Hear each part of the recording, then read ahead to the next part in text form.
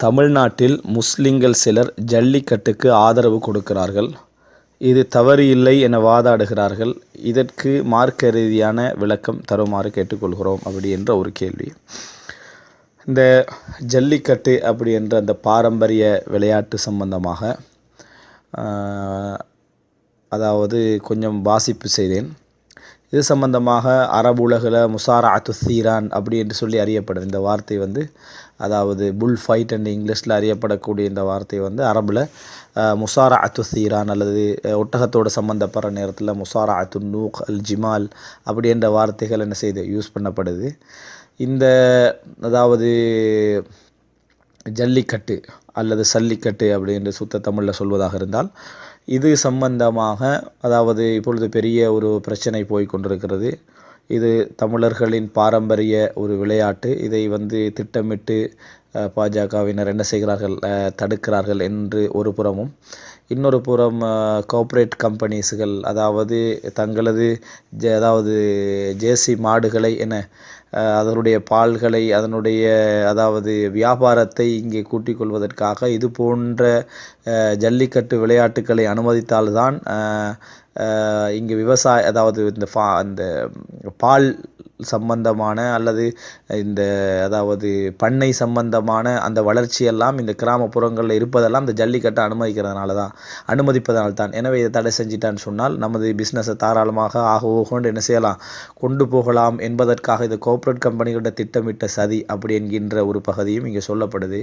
குறிப்பாக அந்த குற்றச்சாட்டுகள் இந்தியாவை ஒட்டி அந்த குற்றச்சாட்டுகளை பார்க்கிற நேரத்தில் அதாவது இதில் மிருக நலன்கள் சம்பந்தமான அந்த இந்தியாவுடைய அந்த தேசிய அமைப்பில் தலைமை வகிக்கக்கூடிய அமெரிக்கர் ஒருவர் இருப்பதாக சுட்டி காட்டப்படுகிற அந்த செய்திகளுடைய இதெல்லாம் பார்க்கிற நேரத்தில் இதுக்கு பின்னால் பிஸ்னஸ் இருக்கலாம் என்ற ஒரு வாதங்கள் எல்லாம் வைக்கப்படுவதெல்லாம் பார்க்கிறோம். இதில் என்ன அதாவது நான் சுருக்கமாக வாசிப்பு செய்தவைகளை இங்கே சொல்கிறேன். இதனுடைய வரலாறை எடுத்து பார்த்தோம் என்று சொன்னால் உலகிய ரீதியாக இது ஓமானில் நடக்குது, அல்ஜீரியாவில் நடக்குது, அதுபோல் அதாவது மெக்சிகோவில் நடக்குது, கலிஃபோர்னியாவில் ஒரு சில நிபந்தனைக்குள்ள நடக்குது, ஸ்பெயினில் தான் கூடுதலாக என்ன செய்யுது இது நடக்குது. ஒவ்வொரு பகுதிகளில் நடக்கக்கூடியதில் வித்தியாசமான சில நடைமுறைகள் நிபந்தனைகள் இருக்குது. இதில் இந்தியாவில் நடக்கக்கூடியவைகள் ஏனைய நாடுகளோடு ஒப்பிடுகிற நேரத்தில் ஆபத்தில் குறைந்தது அப்படின்னு என்ன செய்யலாம், நாங்கள் ஒரு கணிப்பீடு சொல்லலாம். இப்போ மார்க்க ரீதியாக இதில் உள்ள நிலைப்பாட்டை நம்ம ஆய்வு செய்கிறதுக்கு முன்னால் இந்த அறிமுகத்தை நான் சுருக்கமாக சொல்லிக்கொண்டேன். இரண்டாவது விஷயம் என்ன அப்படி என்று சொன்னால், அதாவது இந்த விஷயம் தமிழர்களுடைய ஒரு பாரம்பரியமாக அறியப்பட்ட ஒரு விஷயம். இது ஒரு இந்து மக்களுக்கு மட்டும் உரியதல்ல, தமிழ் பேசக்கூடிய எல்லா மக்களுக்கும் உரியது என்று சொல்கிற ஒரு பல்லினவாத ஒரு சப்ஜெக்ட் ஒன்று என்ன செய்து இதில் முன்வைக்கப்படுவதெல்லாம் நாங்கள் பார்க்கிறோம். இப்போ இந்த நேரத்தில் நாங்கள் அதாவது இதனுடைய பாரம்பரியம், இதனுடைய வரலாறு, இந்த விஷயங்கள் எல்லாம் அதாவது இரண்டாம் தரமாக நம்ம பார்த்துவிட்டு இரண்டாம் தரமாக பார்ப்பதற்கு ஒதுக்கிவிட்டு மார்க்க ரீதியாக இதை எப்படி அணுகுவது அப்படின்னு நீங்கள் பார்த்தீங்கன்னு சொன்னால், அதாவது பசு வதை அப்படி என்று சொல்லி ஒரு சட்டத்தை என்ன செஞ்சாங்க, முஸ்லீம்கள் குர்பானி கொடுக்கிற நேரத்தில் உலக அதாவது அரங்கில் இந்த பாஜக போன்றவர்கள் அதுபோல் இலங்கையில் பிபிஎஸ் போன்றவர்கள் என்ன செய்தார்கள், இந்த விஷயத்தை முன் வச்சாங்க. ஆனால் நாங்கள் என்ன சொன்னோம்னு சொன்னால், உலகத்தில் அதாவது உணவு இறைச்சி அறுப்பது, அதாவது இறைச்சிக்காக கால்நடைகளை அறுப்பது சாப்பிடுவது என்பதெல்லாம் ஒரு கொடுமை கிடையாது. மனிதன் பழக்கப்பட்ட ஒரு செயல்பாடு. இதில் எந்த கொடுமையும் இல்லை. அதாவது உணவுக்காக சாப்பிடுகிறோம், அதுக்காகத்தான் என்ன செய்கிறோம், இந்த கால்நடைகள் பயன்படுத்தப்படுகின்றன என்ற அடிப்படையில் இது இயல்பான. இதையும் இந்த ஜல்லிக்கட்டை நம்ம கூடாது என்று சொல்கிற நேரத்திலையோ அல்லது கூடும் என்று சொல்கிற நேரத்தில் இதையும் ஒப்பிடுவது ஒரு பொருத்தமான ஒரு விஷயமாக என்ன செய்யலை படவில்லை.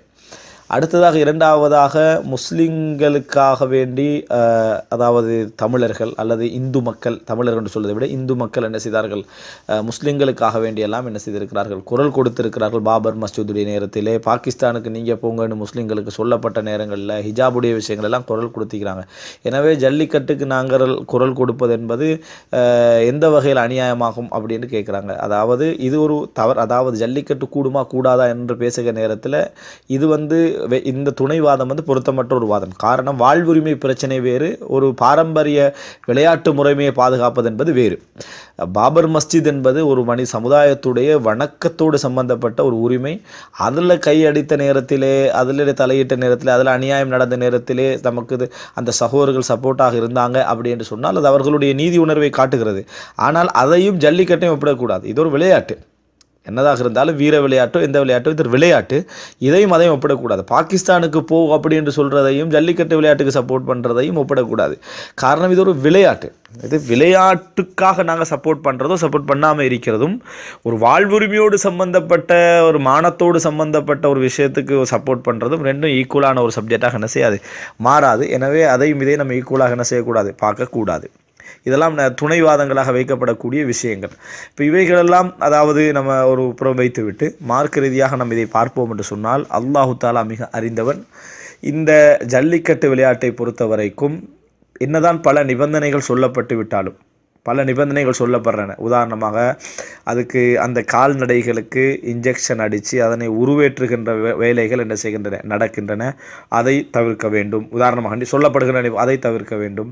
தேவையில்லாமல் மிருகத்தை வெறியூட்டக்கூடாது, மிருகத்தை கொடுமைப்படுத்தக்கூடாது, பயிற்றுவிக்கப்பட்டவர்களைத்தான் போட்டியிலே இறக்க வேண்டும். அந்த நேரத்தில் பார்வையாளர்களுக்கு பாதுகாப்பு முழுமையாக என்ன செய்யணும், வழங்கப்பட வேண்டும். பயிற்றுவிக்கப்படாதவர்கள் தங்கள் வீரத்தை நிரூபிக்கிற பேர் தங்கள் உயிர்களை இறந்து கொள்ளக்கூடாது. ஜல்லிக்கட்டை பொறுத்த வரைக்கும் பெரிய உயிரிழப்பெல்லாம் ஏற்படுவதில்லை. இந்த மாதிரியான நிபந்தனைகள் சொல்லப்பட்டு விட்டாலும் வாக்கிஅல, அதாவது நிதர்சனத்தில் என்ன நடக்குது அப்படின்னு பார்த்தால் எத்தனையோ மனித உயிர்கள் இதனால் போகிறது தான் உண்மை. இதில் அதாவது அரசியல் இருக்குது, பின்னால் சொல்லப்படுகின்ற விஷயங்கள் இருக்கிறதெல்லாம் இரண்டாவது அம்சம். ஆனால் மனித உயிர்கள் இதில் போவது நிச்சயம், சந்தேகமே கிடையாது. எவ்வளோ பயிற்றுவிக்கப்பட்டவர்கள் தான் அதில் இறக்கப்பட்டாலும் சரி. அதாவது ஸ்பெயினில் நடக்கக்கூடிய அந்த ஜல்லிக்கட்டுக்கான தடைக்கான போராட்டம் ஒரு பக்கம் நடக்குது. இன்னொரு வகையில் சொல்ல போனால் அதுக்கான ஆதரவும் நடக்குது. ஆனால் மார்க்க அடிப்படையில் பார்த்திங்கன்னா மனித உயிர் மிக பெருமதியானது. போராட்டங்கள், மல்யுத்தங்கள் இஸ்லாம் அனுமதிக்குது. ஆனால் அதுக்கான சில எல்லைகளை இஸ்லாம் என்ன செய்து வகுக்குது. அந்த எல்லைகள் முதல் விஷயம், மனித உயிருக்கு அந்த இடத்துல என்ன செய்யணும், ஒரு உறுதியான ஒரு பாதுகாப்பு உத்தரவாதம் ஒன்று இருக்கணும். ஒரு போராட்டம் என்பது ஒரு மனிதன் சாதாரணமாக காயப்படுறது வேறு. ஆனால் தனது உயிருக்கும் தனது குற்றுருமாக கொலையுரமாக கிடைக்கக்கூடிய எத்தனையோ காட்சிகளை உங்களுக்கு பார்க்கலாம். இது சாதாரண விஷயம் இல்லை. நான் சொல்லி நீங்கள் தெரிஞ்சு கொள்ள வேண்டிய விஷயம் இல்லை. கொஞ்சம் மனம் திறந்து யோசிச்சு பாருங்கள். அதாவது எத்தனையோ பேர், ஒரு வரலாற்றை நீங்கள் எடுத்தீங்கன்னா, ஒரு 50 வருட வரலாற்றில் எடுத்தீங்கன்னு சொன்னால் பல்லாயிரக்கணக்கானவர்கள் என்ன செஞ்சுக்கிறாங்க. அதாவது நான் தமிழ்நாட்டில் மட்டும் சொல்கிறேன், பல்லாயிரக்கணக்கானவர்கள் இதில் என்ன செஞ்சுக்கிறாங்க, பாதிச்சுக்கிறாங்க. சிலர் இறந்திருக்கிறார்கள், சிலர் குட்டுயிரும் கொலையுருமாக நடந்துக்கிறாங்க, சிலர் வாழ்க்கையை என்ன செஞ்சுக்கிறாங்க, இழந்திக்கிறாங்க. இது ஒரு வீர போட்டி என்ற அடிப்படையில் நடந்தாலும், பாரம்பரியம் நடந்தாலும், இதில் பாதிக்கப்படுற அந்த இடத்த நம்ம என்ன செய்யணும், கட்டாயம் பார்த்தாக வேண்டும். இது தமிழ்நாட்டை மட்டும் வைத்து இந்த ஜல்லிக்கட்டை பேசினோம்னு சொன்னால். ஆனால் வெளி உலகத்தை வச்சு பேசினோம்னா அங்கே கேட்க வேண்டிய அவசியமே கிடையாது. அது ஒரு கொடூரமான நடைமுறைகள்லாம் அங்கே இருப்பதை நம்ம என்ன செய்கிறோம், பார்க்கிறோம். இரண்டாவது பார்த்தீங்கன்னு சொன்னால், இதில் மிருகவதை என்கின்ற பகுதி தவிர்க்கப்பட வேண்டும் என்ற நிபந்தனைகளோடு, இப்போ உதாரணமாக கலிஃபோர்னியாவில் அனுமதிக்கப்பட்டிருக்கு, பல உச்சகட்ட நிபந்தனைகளோடு தமிழ்நாட்டில் ஒரு காலத்தில் அனுமதிக்கப்பட்டு மறுபடி இப்போ தடை செய்யப்பட்டிருக்கு. இப்படியெல்லாம் நடக்குது. ஆனால் இது தவிர்க்கப்படுதான்னு கேட்டால் இல்லை. 100% அது தவிர்க்கப்படலை. அது தவிர்க்கப்படவும் முடியாத ஒரு நிலைமை என்ன செய்யணும் பார்க்குறோம். மிருகத்தை வெறியூற்றக்கூடிய அந்த சிச்சுவேஷன் நடக்கத்தான் செய்யுது. அந்த காலை அங்கே அதாவது கொடுமைப்படுத்தல் என்பது எங்களது பார்வையில் சில விஷயங்கள் கொடுமைப்படுத்தலாக இருக்கும், எங்களோட பார்வையில் சில விஷயங்கள் கொடுமைப்படுத்தல் இல்லாமல் இருக்கும்.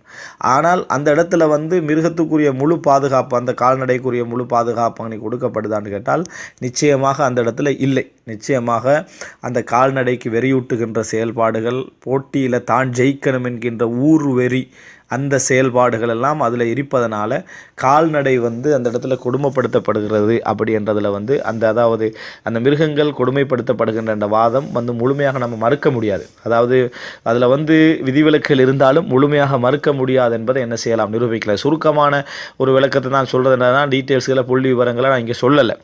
ஆனால் அது மறுக்க முடியாத ஒரு செயல்பாடு. மூன்றாவது, பார்வையாளர்களாக இருக்கக்கூடிய பொதுமக்கள் இதில் பாதிக்கப்படுறாங்களான்னு பார்த்தா நிச்சயமாக என்ன செய்கிறாங்க, இதில் நிறைய பாதிக்கப்படுகிறார்கள் என்பதை நாம் என்ன செய்கிறோம் பார்க்கிறோம்.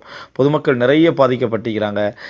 குறிப்பாக அதாவது தமிழ்நாட்டில் நடக்கக்கூடிய விஷயங்கள், இந்தியாவில் நடக்கக்கூடிய விஷயங்களில் பாதிப்புகள் இருந்தாலும் வெளி உலகத்தில் பார்க்குற நேரத்தில் இதைவிட அதிகமான பாதிப்புகள் எங்களால் என்ன செய்ய முடிகின்றன, காண முடிகின்றன. எனவே ரசூலுல்லாஹி ஸல்லல்லாஹு அலைஹி வஸல்லம் அவர்கள் மிருகங்கள் பற்றி சொல்லப்படுகின்ற அந்த செய்திகள் எல்லாம் நாங்கள் பார்க்குறோம். சஹீல் புகாரியில் 2172 இலக்கத்தில் பார்க்குறோம். இப்னு உமர் ரதியல்லாஹு அறிவிக்கிறாங்க, ரசூலுல்லாஹி ஸல்லல்லாஹு அலைஹி வஸல்லம் அவர்கள் மிருகங்கள் கொடுமைப்படுத்தாத போட்டி என்ற அடிப்படையில், விளையாட்டு என்ற அடிப்படையில் ஒரு கோழி அதாவது அம்புவை தெரியப்படுவதை கண்ட ரசூலுல்லாஹி ஸல்லல்லாஹு அலைஹி வஸல்லம் லஅன மன் ஃபஅல ஹாதா, அதாவது ரசூல் ஸல்லல்லாஹு அலைஹி வஸல்லம் அவர்கள் சபித்தார்கள், இந்த வேலை யார் செய்தார்களோ அவர்களை சபித்தார்கள் என்ற செய்தியை பார்க்கிறோம். இன்னொரு செய்தியில் முஸ்லீமில் 58வது இலக்கத்தில் நாங்கள் பார்க்குறோம், லா தத்தஹிது ஷைஅன் ஃபீஹி ருஹு கரதன், உயிருள்ள எந்த ஒரு அதாவது கால்நடையையும் இலக்காக நீங்கள் என்ன செய்ய வேண்டாம், மாற்ற வேண்டாம் என்று ரசூலுல்லாஹி ஸல்லல்லாஹு அலைஹி வஸல்லம் அவர்கள் சொன்னார்கள் என்ற செய்தியை நம்ம என்ன செய்கிறோம் பார்க்கிறோம். ஸ்பெயினோடு ஒப்பிட்டு சொன்னேன்னு சொன்னால் ரசூலுல்லாஹ் இன்னொரு செய்தியில் நம்ம பார்க்கிறோம், நஹா ரசூல் ஸல்லல்லாஹு அலைஹி வஸல்லம் அன் துஸ்பரல் பஹாயிம், அதாவது மிருகங்கள் அதாவது பொறுத்து, அதாவது அவர் சொல்கிறேன்னு சொன்னால் வருத்தி கொலை செய்யப்படுவதை நபி அவர்கள் என்ன செய்தார்கள், தடை செய்தார்கள். அதாவது விளையாட்டின் நோக்கத்திற்காக, அங்கே பயிற்சி நோக்கத்திற்காக அப்படி கொலை செய்யப்படுவதை தடை செய்தார்கள்னு பார்க்குறோம். ஸ்பெயின் போன்ற இடங்களில் பொறுத்த வரைக்கும் அதாவது அதை கொலை செய்வது, அதை அதாவது கதையை முடிப்பதெல்லாம் ஒரு இலக்காக என்ன செய்து வைத்து நடத்தப்படுவதை நம்ம என்ன செய்கிறோம் பார்க்கிறோம். எனவே ஒரு சில இடங்களில் விதிவிலக்குகள் ஆங்காங்க நடப்பதனால அதை வைத்து பொதுவான ஒரு தீர்ப்பை என்ன செய்ய முடியாது, வழங்க முடியாது. அந்த விதிவிலக்குகளும் கூட அதாவது முழுமையாக நடைமுறைப்படுத்துவது அப்படி என்று என்ன செய்ய முடியாது, நம்ம சொல்ல முடியாது. எனவே ஜல்லிக்கட்டு என்பது மார்க்க ரீதியாக தடை செய்யப்பட்ட ஒரு விஷயம் என்ற முடிவுதான் மிக பொருத்தமான ஒரு முடிவு என்பதுக்கு அதாவது நாம் வரலாம். இந்த ஜல்லிக்கட்டு சம்பந்தமாக 1987 ஆண்டு அக்டோபர் 17 இலிருந்து 21 வரைக்கும் அதாவது போட்டிகள் சம்பந்தமாக இந்த பாக்ஸிங், அதுபோல் மல்யுத்தம், அதுபோல் அதாவது இது போன்ற முலாக்கமா, முசாரா சீரான், இது போன்ற போட்டிகள் இருக்குது. இந்த ஜல்லிக்கட்டு போட்டிகள் சம்பந்தமாகலாம் மக்கால ஒரு 20-25 உலமாக்கள் அதாவது ஒன்று கூடி மார்க்க ரீதியான இதுக்கு ஒரு முடிவு என்ன அப்படி என்கின்ற அந்த ஆய்வின் பொழுது, மக்காவில் நடந்த அந்த மஜ்மா அல் ஃபக்ஹியுடைய ஆய்வின் பொழுது அவர்கள் பெற்ற முடிவும் இது கூடாது அப்படி என்கின்ற அந்த நிலைப்பாடை தான் பல ஆதாரங்கள் அடிப்படையில் என்ன செஞ்சாங்க, அந்த முடிவை பெற்றிருக்கிறார்கள். எனவே இந்த செய்தி மார்க்க ரீதியாக நம்ம பார்த்தோம் என்று சொன்னால் கூடாத ஒரு தடுக்கப்பட்ட விஷயம். எனவே இதை நாங்கள் தவிர்த்து கொள்வது, இதற்கு ஆதரவு வழங்குவதை தவிர்த்து கொள்வது, ஒரு நாளும் இதில் அந்த சகோதரர்கள், இந்து சகோதரர்கள் புரிந்து கொள்ளக்கூடாது, அல்லது அந்த தமிழ் பேசக்கூடிய சகோதரர்கள், தமிழ் மக்கள் புரிந்து கொள்ளக்கூடாது, நாங்கள் ஒரு பாரம்பரியத்தை எதிர்க்கிறோம், அவர்களுடைய கலாச்சாரத்தை எதிர்க்கிறோம் என்று புரிந்து கொள்ளக்கூடாது. மார்க்க ரீதியாக இஸ்லாமிய அடிப்படையில் இப்படிப்பட்ட ஒரு விளையாட்டு கூடுமா என்று ஆய்வு செய்திருக்கிறோம். ஆய்வு செய்ததில் ஒட்டகத்துக்கும் இது நடக்குது, நாய்களுக்கு இது நடக்குது, இது போல் இன்னும் வீர விளையாட்டுக்கின்ற பேரில் இன்னும் மற்ற எத்தனையோ விஷயங்களுக்கு இது நடக்குது. எல்லாத்தையும் தான் நம்ம தடை செய்கிறோம். ஒட்டகத்துக்கும் இது தடை தான், இதுக்கும் ஒரு தடை தான், எல்லா விஷயங்களுக்கும் இது தடை அப்படி என்கின்ற அதைத்தான் நாம் என்ன செய்கிறோம் இதில் பார்க்கிறோம். எனவே அதாவது இந்த ஃபத்வா மார்க்க தீர்ப்புடைய பட்டியலில் இன்னொரு பகுதியை நம்ம சொல்லலாம். ஷேக் பின் பாஸ் அவர்களும் இது சம்பந்தமாக லஜ்னத்து தாயிமாவுக்கு வந்த நேரத்தில், சவுதி அரேபியாவுடைய ஆய்வகத்துக்கு வந்த நேரத்திலும் இதே முடிவைத்தான் அவர்கள் என்ன செய்திருக்கிறார்கள், வழங்கி இருக்கிறார்கள். அதே போல் இன்னும் பல அறிஞர்கள், அதாவது இதில் மார்க்க அறிஞர்களில் முரண்பட்டவர்களை காண முடியாது என்று சொல்கிற அளவில் இதை மார்க்க ரீதியாக தடை அப்படி என்று சொல்லியிருக்கிறார்கள். இது நம்ம தவிர்க்கப்பட வேண்டும். இதில் இறுதியாக ஒரு விஷயத்தை நான் சொல்லிக்கொள்கிறேன். இது அரசியலாக்கப்படுகிறது அல்லது பிஸ்னஸ் ஆக்கப்படுகிறது அப்படி என்கின்ற விமர்சனம் இதை தடுக்கக்கூடியவர்கள் பக்கத்துக்கு என்ன செய்கிறாங்க, அனுமதிக்கக்கூடியவர்கள் வைக்கிறாங்க.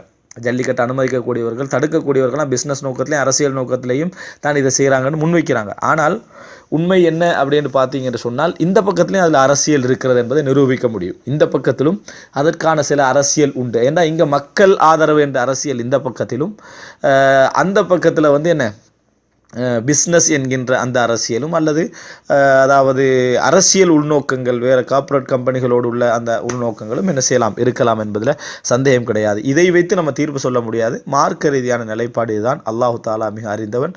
நம்ம வழங்கிய அந்த முடிவில் தவறுகள் இருந்தால் அல்லாஹு தாலா மன்னிக்கிறோம். ஆனால் தெளிவான செய்தி, இதை பார்க்கிற நேரத்தில் இது கூடாத ஒரு செயல்பாடு என்பது தான்.